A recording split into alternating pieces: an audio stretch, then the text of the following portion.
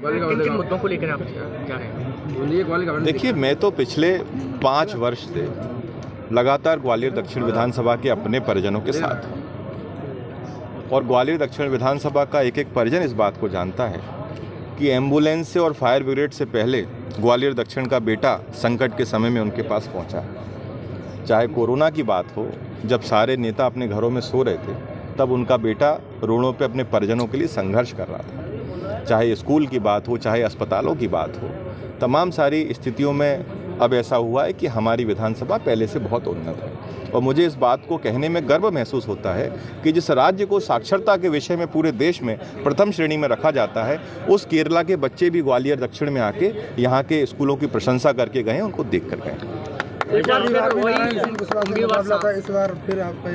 देखिए, मैं ज़िंदगी में मुकाबलों में और लड़ाई में, झगड़े में, युद्ध में, इनमें सब में विश्वास नहीं रखता। नारायण सिंह कुशवाहा जी भी ग्वालियर दक्षिण विधानसभा के मेरे परिजनों में से एक परिजन हैं, मेरे पिता के मित्र हैं, वो मेरे चाचा हैं, तो इसलिए उनके विषय में कोई टिप्पणी करना उचित नहीं समझता। बहुत कम वोटों से हारे थे उस दौरान, कोई चैलेंज मानते हैं आपकी बात?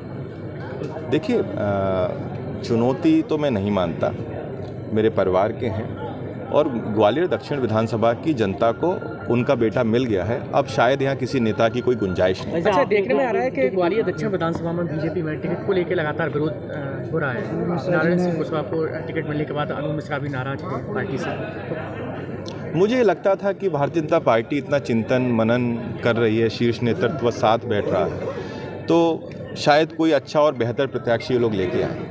मुझे इस बात की आत्मिक तौर पर तकलीफ है और दुख भी है कि जिस प्रकार का प्रत्याशी उन्होंने अपने दल से उतारा है, 15 साल उन्होंने क्या कार्य किया ये पूरा ग्वालियर शहर जानता है।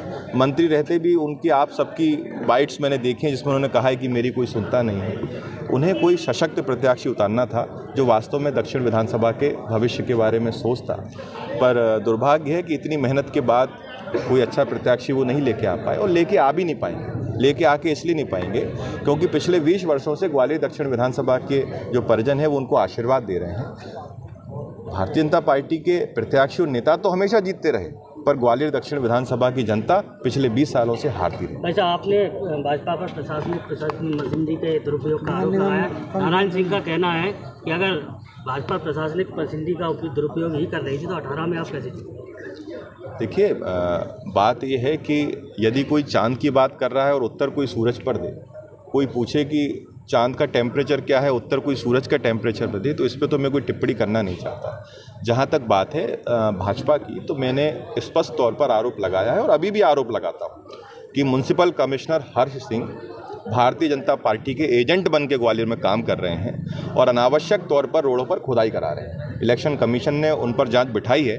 यदि वास्तव में ही वो निष्पक्ष थे और सत्य के साथ खड़े थे तो फिर क्या आवश्यकता थी इस आदेश को निकालने की कि 25 तक ग्वालियर दक्षिण विधानसभा की सारी रोडें बना दी जाएंगी? क्यों इस प्रकार का रवैया उनका कांग्रेस पार्टी के विधायकों के साथ है? किसी भी प्रशासनिक अधिकारी को इस प्रकार का स्वभाव, व्यवहार और कार्यशैली शोभा नहीं देती है। मेरी आपके नाते उनको सलाह है कि ये गणेश परिक्रमा बंद करें, नेताओं के चक्कर लगाना बंद करें। ईश्वर की कृपा से, उनके पूर्वजों के आशीर्वाद से उनको देश की सर्वोच्च सेवा में एक प्रतिनिधि के तौर पर मौका मिला है और वो अच्छे तरीके से जनता की सेवा करें, किसी पार्टी के दलाल बन के काम ना करें। ठीक।